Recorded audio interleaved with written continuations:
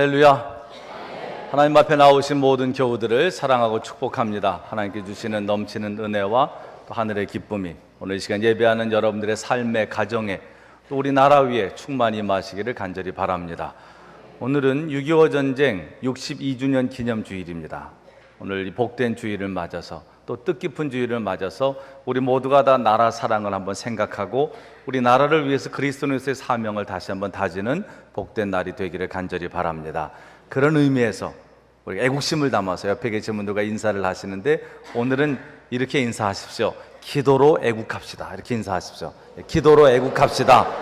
네, 기도로 애국합시다. 네, 여러분들의 기도가 우리 나라를 살립니다. 여러분들이 기도를 통해서 애국하시는 우리 그리스도인들이 되시기를 바랍니다.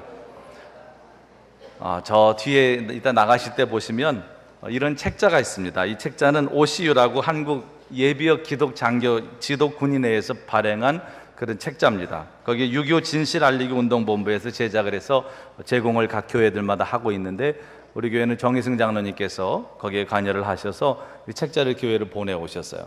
그래서 교회 학교도 그렇고 중고등부 또 우리 청년들 또 어른들에 이르기까지 교회 학교용은 이렇게 만화로 제작이 되고 또 중고등부용도 청소년용이 따로 있고 또 이제 어른용도 있습니다. 이따 나가시면서 한번 여러분들 책자를 가져가셔서 자녀들에게도 좀 주시고 6.25를 좀 알려주시기를 바라는데 이런 자료들에도 보면 알겠지만 이 6.25 전쟁이 얼마나 끔찍한 전쟁이었나 라고 하는 것을 우리가 이런 간접적인 자료들을 통해서 우선은 알 수 있습니다. 올해가 62주년이니까 지금 62세 된 분들 그 이후 세대들은 다 6.25를 경험을 안 해본 거예요. 그러다 보니까 우리나라의 6.25를 경험한 세대들이 점점 줄어들면서 6.25 전쟁은 아직도 사실은 끝나지 않은 전쟁입니다. 그렇죠? 남북이 분단되어 있으니까. 그럼에도 불구하고 잊혀진 전쟁이 되고 있다고 하는 거예요. 근데 절대로 우리가 이 6.25가 우리나라에서 일어났던 이 비극적인 사건을 잊어서는 안 됩니다. 그래서 우리 교회는 매년 6.25 기념주의를 지키고 있고 또 국가기념주일에는 뒤에 보시면 알겠지만 이 태극기와 우리 교회 또 길을 이렇게 나란히 게시하고 있습니다. 개양을 하고 있습니다. 자, 이 OCU에서 조사한 자료에 의하면은 6.25 전쟁 기념주일에 한국교회에서 인터넷 교회 홈페이지가 있는 교회들을 쭉 조사를 해봤더니 30% 미만만 이 6.25에 대한 설교를 하고 나머지는 6.25에 대한 설교를 하지 않는다는 거예요. 그러니까 교회마저도 사실은 이렇게 별로 6.25를 알리는 일에 등한시하고 있다는 것이 상당한 위기입니다. 왜냐하면 6.25 전쟁이 비극적인 전쟁이었고 또 그것으로 인해서 우리나라 산업시설의 80% 이상이 파괴되고 도저히 재건할 수 없는 폐허가 된 이 나라가 다시 이렇게 재건되고 번영하는 나라가 된 것은 다른 것이 아닙니다. 아까 우리 양국진 권사님 기도하시면서 언급하셨지만 어제 오후에 우리나라는 인구 5천만 명, 이 남한 인구를 쳐서 5천만 명을 돌파했습니다. 그래서 20, 50 클럽에 가입을 하게 됐다는 거죠. 세계에서 7번째입니다. 그러니까 국민소득 2만 달러 그리고 인구 총 5천만 명 이걸 넘어서는 나라. 이게 세계에 2만 달러 5천만 명이 우리나라가 7번째로 이제 가입을 하게 됐다는 거예요. 그렇게 많지 않다는 겁니다. 근데 우리나라가 어제 오후로 이제 그렇게 됐다는 거예요. 그런데 이렇게 번영하기까지 우리나라가 그런 폐허를 딛고 이렇게 번영하게 된 그 원동력이 뭐냐는 거예요. 국민의 근검함, 또 부지런하고 전략하는 정신, 이거 아닙니다, 여러분. 물론 그것도 아예 없는 것은 아니지만 그것도 요인이 됐겠지만요. 부지런하다고 일이 다 됩니까, 여러분? 부지런하고 다 잘 삽니까? 제 주변에는 엄청 부지런한데 어렵게 사는 사람도 있어요. 그러니까 이건 부지런함만 가지고 되는 문제가 아닙니다. 하나님께서 이 민족을 붙드시고 하나님께서 우리에게 하늘문을 여셔서 은혜를 베풀어 주시지 않으면 이런 번영은 있을 수가 없는 거예요.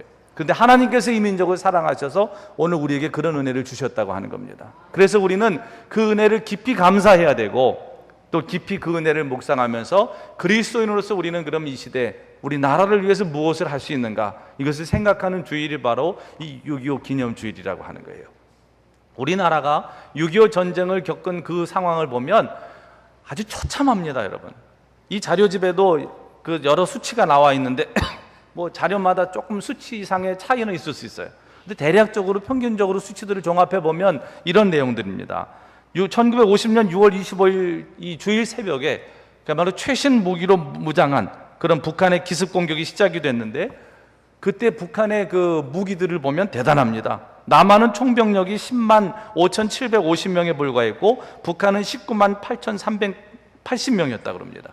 북한이 갑절의 병력을 소유하고 있었습니다. 보유하고 있었습니다. 또 남한에는 탱크나 자주포가 단 한 대도 없었음에도 불구하고 북한은 탱크가 242대, 자주포가 176대가 있었다고 하는 거죠. 거기다가 항공기는 남한의 경우는 연락기를 다 포함해도 총 22대밖에 안 됐는데 북한은 211대를 보유하고 있었다는 거예요. 그러니까 군사력의 차이로 봤을 때는 이건 게임이 안 되는 전쟁입니다. 그야말로 열세입니다. 그럼에도 불구하고 오늘의 대한민국이 자유로운 국가로 존립할 수 있었던 것은 이거는 절대적인 하나님의 은혜요, 또 이 민족을 위해서 희생하고 기도한 분들의 기도 응답의 결과, 희생의 결과라고 밖에는 얘기할 수가 없습니다. 오늘 성경의 말씀에 보면 본문 말씀에도 그런 말씀을 합니다. 16절 17절에 보면 많은 군대로 구원 얻은 왕이 없으며 용사가 힘이 세도 스스로 구원하지 못하는도다. 구원하는데 군마는 헛되며 군대가 많다 하여도 능히 구하지 못하는도다 그랬습니다. 그 어떤 병력 가지고도 안 된다는 거예요. 하나님께서 그 민족을 붙잡아 주실 때 안전도 보장될 수 있고 우리에게 이 자유도 유지될 수 있다고 하는 겁니다. 자, 그런데 이 한국전쟁은 얼마나 처참한 전쟁이었냐 하면 이 세계의 역사에 한국전쟁은 제2차 대전 이후에 베트남 전쟁과 더불어서 가장 처참한 전쟁으로 기록이 되어 있습니다. 왜 처참했냐 하면 당시 기록들을 보면 남북한 군인 사상자가 약 200만 명 정도가 됐고 민간인 사상자도 약 300만 명 정도가 됐다고 합니다. 이 숫자를 합치면은 한 500만 명가량의 군과 민간인들이 합쳐서 500만 명 정도의 사상자가 난 겁니다. 당시 남북한 총 인구가 한 3천만 정도 됐다고 그러니까 이거를 인구 대비해서 보면은 6명에 1명꼴로 사상자들이 발생한 겁니다. 그러니까 전 국민의 6분의 1이 피해를 본 거죠.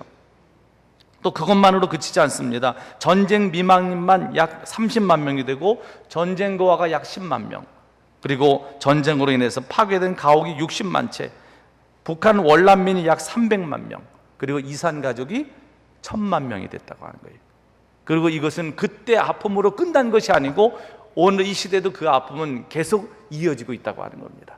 지금도 이산의 아픔을 안고 있는 그런 이 땅의 사람들이 얼마나 많습니까? 이거는 남한만의 고통도 아닙니다. 북한의 고통이고 우리 민족의 고통입니다. 그래서 우리가 다시는 이 땅에 이런 전쟁이 일어나지 않게 하는 일, 그 일이 우리가 해야 될 중요한 일입니다.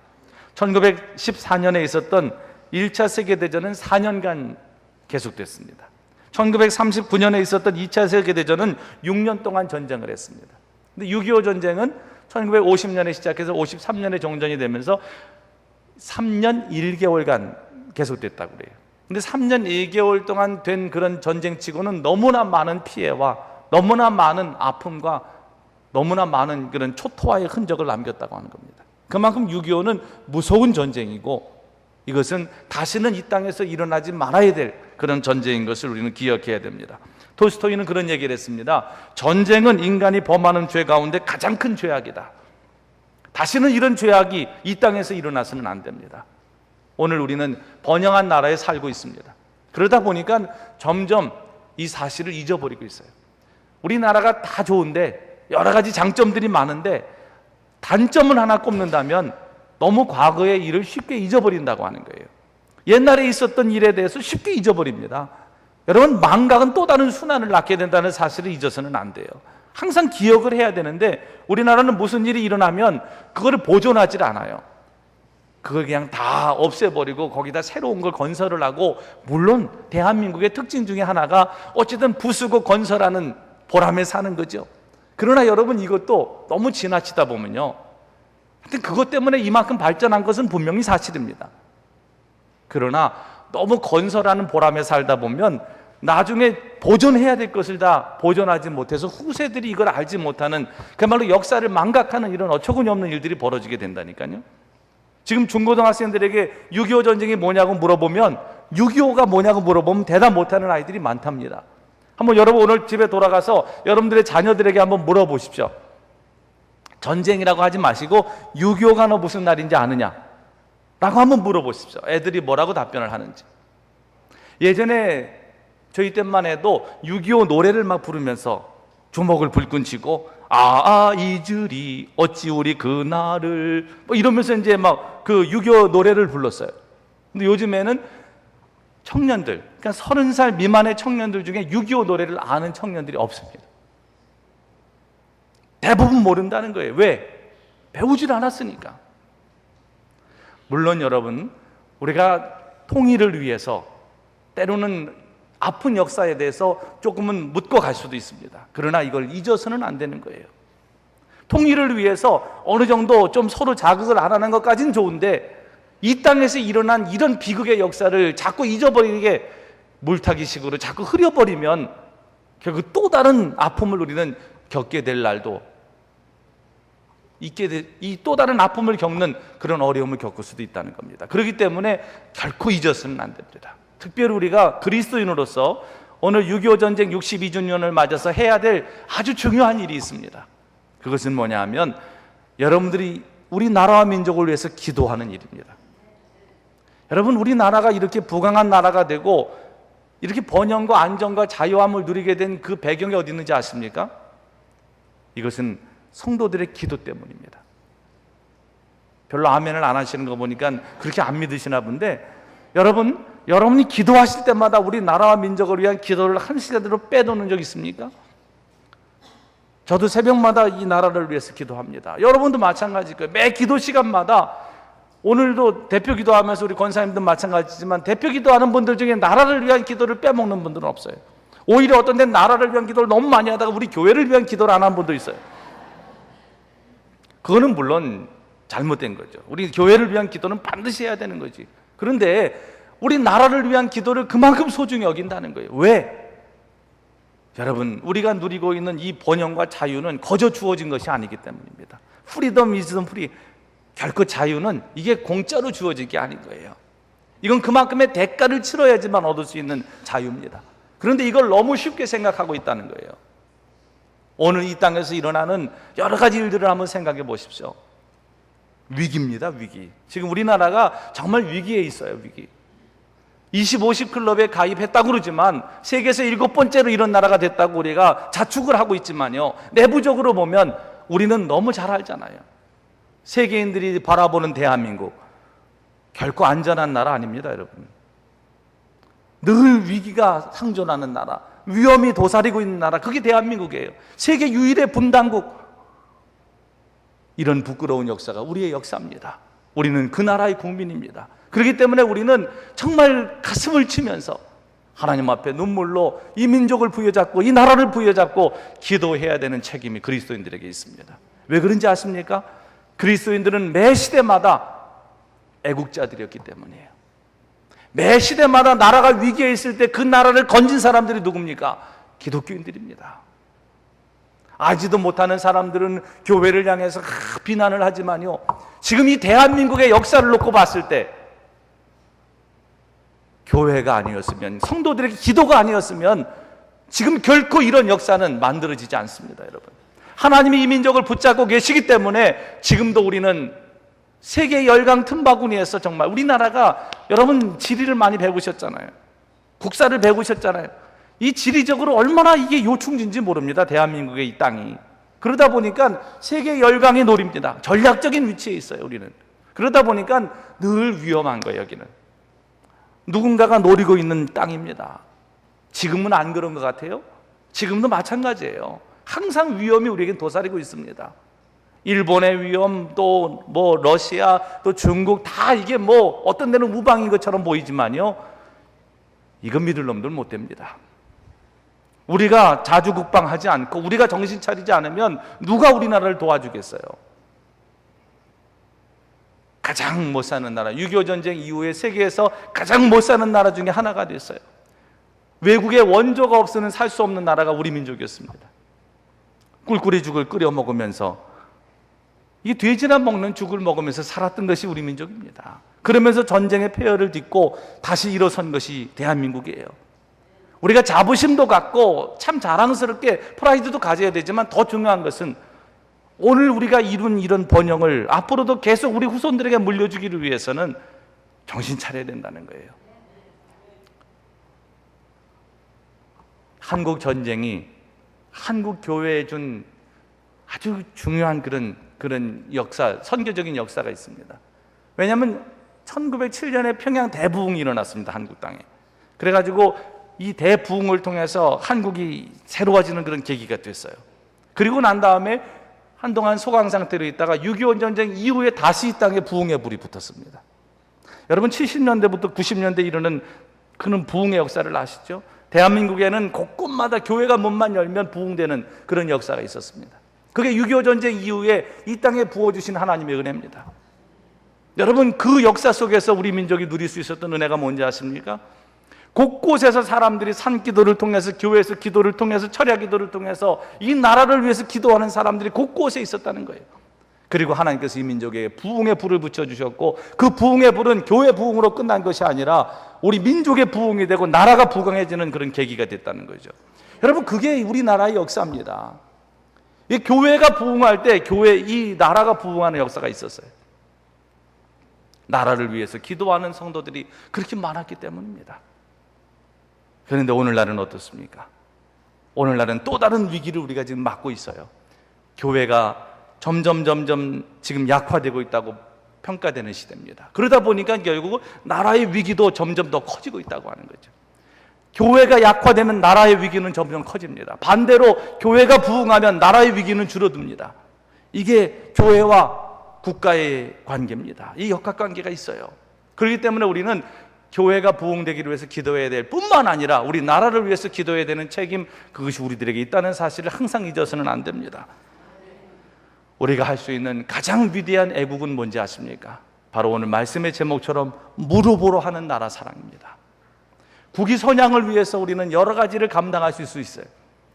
순국 소녀들처럼 오늘 이제 6월이 호국 보훈의 달인데 현충일은 우리 나라를 위해서, 우리 나라를 지키다가 생명을 바친 분들을 추모하는 그런 날이죠.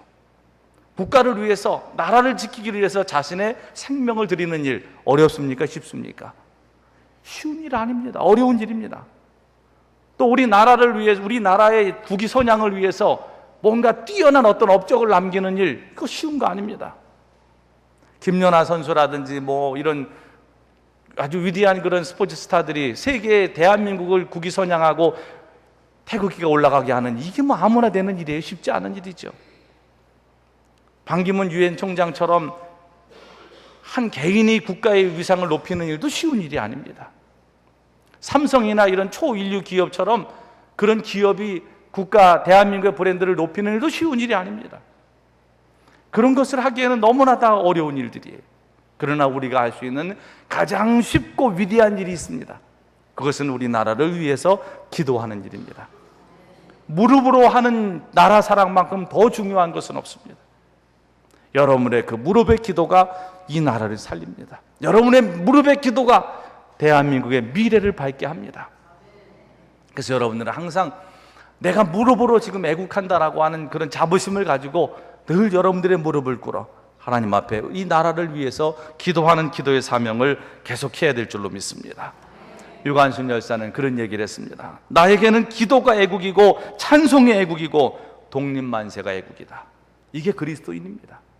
그 시대의 아픔 앞에 반응하며 적극적으로 그 시대의 아픔을 가슴에 품고 그걸 내 아픔으로 여기고 기도하는 사람들, 그것이 그리스도인들이에요. 오늘날 사람들은 그리스도인 그러면 애국자라고 생각합니까? 이게 안 되는 게 문제인 거예요. 이게 어느 시대나 여러분 그리스도인 그러면 애국자였습니다. 안 그런 시대가 없었어요. 그리스도인 그러면 나라 사랑을 이만큼 많이 하는 사람들이 없는 거예요. 그래서 애국자들은 그리스도인은 애국자. 일제시대를 봐도 그렇고 6.25 우리 전쟁 때도 마찬가지였습니다. 애국자들은 다 그리스도인들이었어요. 오늘 이 시대는 어떻습니까? 여러분들 스스로 생각할 때 그래, 그리스도인들만큼 애국하는 사람들이 어디 있어? 이렇게 판단이 되십니까? 사람들은 또 그렇게 인정을 해주고 있습니까? 우리는 더 정신을 차리고 우리 선조들이 살았던 믿음의 삶처럼 나라를 가슴에 품고 나라의 아픔을 자신의 아픔으로, 민족의 십자가를 자신의 십자가로 지고 그것을 위해서 기도했던 이 신앙의 야성을 회복해야 될 줄로 믿습니다. 예레미야 5장 1절 말씀에 보면 이런 말씀이 있어요. 너희는 예루살렘 거리로 빨리 다니며 그 넓은 거리에서 찾아보고 알라. 너희가 만약 정의를 행하며 진리를 구하는 자를 한 사람이라도 찾으면 내가 이 성읍을 용서하리라. 하나님께서 패역한 유대 민족을 향해서 기회를 주시는 거예요. 어떻게 기회를 주셨습니까? 너희가 빨리 이 선지자들에게 말씀한 겁니다. 거리를 다니면서 의인 한 명만 찾아라. 그러면 내가 이 성읍을 용서해 주겠다. 찾았습니까? 못 찾았어요. 그래서 결국은 멸망당했습니다. 소돔과 고모라가 멸망할 때는 어땠습니까? 아브라함에게 하나님께서 아브라함의 청을 들어주시면서 제일 마지막에 의인 50에서 시작해서 10명까지 내려오잖아요. 의인 10명을 찾으면 하나님이 이 성을 좀 사해 주시겠습니까? 알았다, 의인 10명을 찾아. 10명을 찾았습니까? 못 찾았습니다. 그래서 소돔과 고모라도 결국은 멸망당하고 말았어요. 여러분, 우리나라에 누가 의인입니까? 하나님의 말씀 앞에 깨어있고 기도로 깨어있는 성도들이 의인입니다. 그 의인을 지금도 하나님께서는 애타게 찾고 계십니다. 대한민국의 흥망성쇠는 누구에게 달려있느냐? 정치인에게 달려있는 것도 아닙니다. 경제인들에게 달려있는 것도 아닙니다. 바로 이 나라를 위해서 기도하는 의로운 사람들에게 이 나라의 흥망성쇠가 달려있어요. 정치가가 없어서 망하는 게 아닙니다. 뛰어난 경제가가, 뛰어난 기업이 없어서 나라가 망하는 게 아니에요. 바로 그 나라를 가슴에 품고 기도하는 의로운 사람들이 없으면 그 나라는 망하는 겁니다. 우리 나라를 위해서 여러분들이 그런 의인들이 다 되시기를 축복합니다. 전쟁의 불안, 또 도덕적인 타락으로 인한 그런 여러 가지 어려움들이 이 나라에 상존하고 있습니다. 또 요즘에는 너무나 극심한 그런 대립의 구도가 다시 또 생겨나는 그런 양상, 이런 것들이 지금 우리 눈에 보이고 있습니다. 이게 6.25 전쟁 이후에 대한민국 국민들이 안고 살아야 되는 여러 가지 아픔 중에 하나가 뭐냐 하면 대립입니다. 대립. 이게 전쟁을 겪은 민족들은 이 적대시하는 마음들이 계속 도사리고 있는 것 같아요. 전쟁을 경험하지 않았음에도 불구하고 그게 계속 내려오고 있습니다. 그러니까 서로 대립하는 양상들이, 특히 이념의 대립은 얼마나 우리를 긴장하게 만듭니까? 아까 우리 권사님이 기도하시면서도 얘기를 했지만 이 땅에 이게 종북 세력들, 대한민국의 발을 딛고 있으면서 어떻게 종북이 가능합니까? 누릴 거는 다 대한민국에서 누리면서 그쪽을 동경한다라고 하는 게 말이 됩니까? 이런 어처구니 없는 현실을 우리는 살고 있어요. 지금 왜 진보는 꼭 친북이어야 됩니까? 그 자체가 논리가 맞지 않는 거예요. 얼마든지 친북이 아니고도 진보일 수 있잖아요. 진정한 진보는 더 나은 미래를 바라보면서 대안을 제시하는 게 진보입니다. 그게 보수와 진보의 차이 아니겠어요? 보수는 뭔가를 지키려고 하는 세력이고, 진보는 뭔가를 새로운 것을 제시하면서 더 진취적인 게 진보 아니에요. 그런데 우리나라의 진보와 보수는 이게 완전히 우파냐 좌파냐를 가지고 나눠지는 이런 어처구니 없는 양상이, 이게 말이 되는 얘기입니까? 이게 국회의원이라고 하는 사람이 글쎄 그게 말이 되냐는 거예요. 얼마든지 우리는 진보일 수 있습니다, 여러분. 그러나 그것이 꼭 친북을 의미하는 진보라고 하면 그거는 문제가 크다는 거예요. 그것을 대한민국에서 용납해 줄 수 있겠습니까? 전쟁을 치는 이 민족이, 뼈 아픈 그런 쓰라림이 있는 이 민족이 그게 가능하냐는 거예요. 그게 이 땅에서 일어나는 일들이라고 하는 겁니다. 우리는 가슴 아프게 이런 현실을 봐야 됩니다. 저 나쁜 놈 말하기 전에 과연 나는 하나님 앞에서 이 민족 얼마나 사랑하는지를 물어야 됩니다. 대선이, 올 연말에 대선이 있습니다. 여러분들이 누구를 후보로, 어떤 사람을 대통령으로 선출할지는 여러분 각자의 자유입니다. 왜냐하면 우리에는 다 나름대로 자유로운 선거를 할 수 있는 그런 권한이 있으니까. 그런데 중요한 것은 그 사람이 어떤 스펙을 가졌고 어떤 정당에 속해 있느냐보다 더 중요한 것은 제가 보기엔 그 사람이 정말 대한민국을 사랑하는 사람이냐, 이게 중요합니다. 예전에 유기성 목사님이 그런 고백을 한번 하더라고요. 그분이 쓴 책에 보면 그런 얘기를 합니다. 교회 임원을 세울 때 몇 가지 조항이 있었다는 거예요, 그 교회도. 그래서 뭐 이분이 주일 성수를 잘하느냐, 예배에 빠지지 않느냐, 뭐 11절을 하느냐, 뭐 감사 생활을 하느냐, 가족들이 다 인가기도 됐느냐, 뭐 이런 항목을 가지고 사람들이 세웠답니다. 근데 그렇게 세운 중직들이 교회에 계속 문제를 일으키더라는 거예요. 그래가지고 이분이 하나님 앞에 그걸 가지고 고민을 하면서 기도를 했다는 거예요. 그랬더니 하나님이 주시는 마음이 뭐였냐 하면, 너 그런 조건을 따라 사람을 세웠지만 정말 이 사람의 마음에 교회를 사랑하는 마음이 있는지를 점검해 봤느냐, 이 마음을 주시더라는 거예요.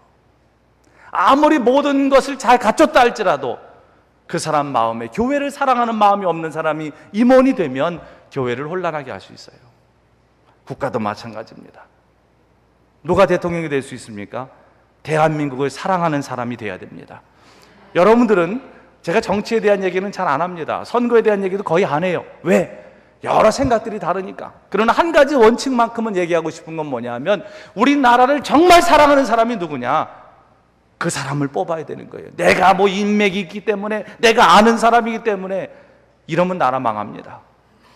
정말 이 사람이 이 나라를 사랑하는 사람이냐, 그거를 중점적으로 보셔야 돼요. 뭐 정책도 중요합니다. 내가 뭘 하겠다. 그런데 정책이 제대로 펼쳐진 적이 있습니까? 진짜 이 사람이 나라를 사랑하는 사람인지, 그게 가장 우선순위입니다. 그리고 나머지를 보셔야 되는 거죠. 그래야지만 나라를 사랑하는 지도자는 결코 이 나라를 잘못되게 이끌지 않습니다. 오늘 우리는 그리스도인으로서 이 시대 우리의 사명을 감당해야 돼요. 그러기를 위해서 물어보러 하는 애국을 저는 여러분들이 감당하시기를 바라는데, 무엇을 위해서 그럼 구체적으로 기도해야 되는가? 우선 한 가지 기도 제목은 우리나라의 자유와 안전을 위해서 기도하셔야 됩니다. 여러분, 자유한데 우리가 안전하지 못하다 그러면 그 자유 자체가 불안한 자유입니다. 이건 자유라고 말할 수 없어요. 안전하지 못한 자유가 무슨 자유입니까? 또 반대로 안전하기는 한데 자유하지 못하다. 안전은 해요. 근데 전혀 자유함은 없어요. 이러면 그 삶은 비굴한 삶, 답답한 삶이 됩니다. 그래서 우리는 언제나 우리 나라에 자유롭고 안전한 나라가 되도록 그렇게 기도를 해야 됩니다. 우리의 후손들이, 다음 세대들이 이 땅에서 그런 삶을 살아가도록 기도하셔야 돼요. 여러분들 자녀들을 바라볼 때 사랑스러우시죠? 여러분들 손자, 손녀를 볼 때 눈에 넣어도 아프지 않으시죠? 그 자녀들이 살 나라, 그 자녀들이 살아갈 앞으로의 미래를 여러분들이 기도로 열어주셔야 됩니다. 교육열은 뛰어난데 왜 나라를 사랑하는 기도가 점점 식어지고 있습니까? 더 깨어서 기도하는 그리스도인들이 되어야 됩니다. 우리나라의 자유와 안전을 위해서 여러분 꼭 기도해 주시기를 바랍니다. 조만식 장로님은, 참 우리 유명한 신앙의 선조인 조만식 장로님은 이 나라에 인물이 없다고 탓하지 말고 서로가 인물 되기를 힘써야 된다라고 말했습니다. 나 한 사람이 바르게 살기로 해서 힘쓰면 교회가 살고 나라가 살고 가정이 삽니다. 왜 우리나라에는 지도자가 이렇게 없냐? 비난하기에 앞서 여러분이 지도자가 되십시오. 왜 이 나라는 인재가 없냐라고 말하기 전에 여러분들이 인재가 되십시오. 왜 우리나라에 애국자가 없냐라고 말하기 전에 여러분들이 애국자가 되십시오. 요즘에는 인터넷 문화가 발달하면서 그저 비난하는 데 열성적인 것이 대한민국 국민들이 됐습니다. 뒤에서 비겁하게 욕하지 말고, 뒤에서 비겁하게 댓글 달지 말고 당당하게 내가 그렇게 삶으로 살아가는 것, 그게 그리스도인입니다. 어느 시대든 그리스도인은 비겁하지 않았어요. 뒤에서 뒷담이나 하고 비겁하게 뒤에서 비난하는 짓 안 했습니다. 그리스도인은 항상 삶으로 모범을 보이고 하나님의 말씀을 자기의 삶으로 번역하며 산 사람이 그리스도인들이에요. 우리는 저부터, 그리고 여러분도 다 하나님 앞에 참회해야 됩니다. 이제는 비겁한 삶을 빨리 청산하고 하나님 앞에 정말 이 시대에 주시는 하나님의 사명을 감당하는 그런 위대한 그리스도인, 당당한 그리스도인, 떳떳한 그리스도인들이 되어야 될 줄로 믿습니다. 우리나라를 위해서 비난하는 일에 앞장서지 마십시오. 우리 성도들만이더라, 우리 열림교회 교우들만이라도 국가의 지도자를 비난하고 국가의 정책이라든지, 물론 잘못된 것에 대한 비판을 할 수 있습니다. 그러나 내 나라를 내가 비난해서 내가 무너뜨리는 짓은 하지 말아야 됩니다. 그건 가장 못된 짓입니다. 국가에 대해서도 마찬가지고, 교회에 대해서도 마찬가지고, 가정에 대해서도 마찬가지입니다. 가장 비열한 사람은요, 자기가 속한 공동체를 무너뜨리는 사람이에요. 그런 짓은 하지 말아야 돼요. 여러분들이 그리스도인이라고 하면 결코 그런데 가담해서도 안 되고, 그런데 말을 섞어서도 안 되고, 그런데 여러분들의 발을 디뎌서도 안 됩니다. 살리는 일을 위해서 힘쓰는 것, 이게 그리스도인입니다. 우리나라의 자유와 또 이런 안전을 위해서 날마다 기도하시는 성도들 되시기를 축복합니다. 또 두 번째로 해야 될 그런 무릎으로 하는 나라 사랑이 있습니다. 그건 뭐냐? 우리나라의 이 민족의 영적 구원을 위해서 기도해야 돼요. 아직도 구원받아야 될 수많은 많은 백성들이 이 땅에 있습니다. 그들을 위해서 눈물로 기도하고 이 민족의 구원을 위해서, 이 백성의 구원을 위해서 기도하셔야 돼요. 사도 바울은 로마서 9장에 보면 자기 마음에 그치지 않는 고통이 있다고 표현했습니다. 그 고통이 뭐냐? 자기 민족이 구원받는 겁니다. 자기 동족이 구원받는 거예요. 혹시라도 하나님께 내가 버림받는 일이 있더라도 내 민족이 구원받을 수만 있다면 나는 나 자신과 내 민족을 바꾸고 싶다고까지 얘기한 겁니다. 그게 바울의 심정이었어요. 오늘 복음을 전하는 사람들은 그런 마음으로 복음을 전해야 됩니다. 사람들에게 전도지 하나 주는 것, 그냥 지나가는 사람들이 전도지 하나 주는 것으로 생각하지 말고 내 민족을 내가 구원한다라고 하는 마음을 가지고 그렇게 전도를 해야 되는 거예요. 내 동족을 내가 구해낸다라고 하는 심정을 가지고. 그것이 애국입니다. 그것이 애국이에요. 이 민족의 구원을 가슴에 품고 기도하시는 성도들 되시기 바랍니다. 또 마지막으로 해야 될 일이 있습니다. 그것은 바로 이 역사를 결코 잊지 말고 다시는 이 땅에 이런 일이 반복되지 않기를 위해서 기도해야 됩니다. 그럼 이스라엘 민족들이 자기 고국을 방문하면 반드시 들리는 곳이 세 곳이 있습니다. 그리고 이곳은 이스라엘 군인들의 정신교육 현장으로도 항상 이스라엘 군인들은 그곳을 자주 방문을 하면서 나라에 대한 그런 사랑의 마음을 다진다는 거죠. 그곳이 어딘지 아십니까? 우리가 성지순례를 가도 이 세 곳을 다 들리지는 않아요. 근데 성지순례 가도 저는 이 세 곳을 좀 다 들려보고 싶어요. 그 중에 하나가 어디냐? 바로 통곡의 벽이라고 하는 곳입니다. 통곡의 벽. 이 통곡의 벽은 옛날에 예루살렘 서쪽 성벽입니다. 그런데 이 통곡의 벽이 지금 이스라엘 이 유대인들이 들어갈 수 없는 곳이 되어버렸어요. AD 700년 이후에 아랍 쪽이 그 예루살렘 성전을 점령하면서 지금은 황금 도움으로 된 모스크가 됐습니다. 그러니까 이슬람 성전이 됐어요. 저기가 이슬람인에게도 저기는 성지순례하는 곳입니다. 그러니까 유대인들은 거긴 들어가지도 못해요. 이제는. 그러니까 저 무너진 서쪽 벽의 한 벽에서 저렇게 통곡을 하면서 저들은 하나님 앞에 기도하고 있습니다. 자신들의 죄를 회개하고 다시는 이런 역사가 반복되지 않기를 위해서 기도하는 거예요. 그래서 통곡의 벽이라고 그렇게 이름 지어졌습니다.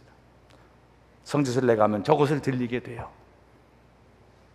그러면 그곳에서 남다른 마음이 듭니다. 거기 서서 기도하면 이들은 그곳에 가서 그런 역사를 기억하는 거예요. 또 이스라엘 백성들이 반드시 또 들리는 곳이 한 군데 있습니다. 그것은 바로 이 마사다 요새입니다. 마사다 요새는 AD 70년에 로마가 예루살렘을 점령하고 이제 완전히 그 예루살렘이 그들의 수중에 들어가게 되면서 이 이스라엘 군대들이 쫓겨서 마지막으로 가서 항전한 곳이 바로 이 마사다 요새입니다. 저 요새에서 이스라엘 남은 군인들이 끝까지 저항하다가 결국은 다 장렬하게 전사를 하게 됩니다. 최후의 항전을 했던 것이 이 마사다 요새예요. 이스라엘 백성들은 저곳에 갈 때마다 자기 나라를 지키기 위해서 최후까지 항전했던 그들의 정신을 기린다는 거예요. 그것을 잊지 말자는 거죠. 또 하나 가슴 아픈 역사적인 장소가 있습니다.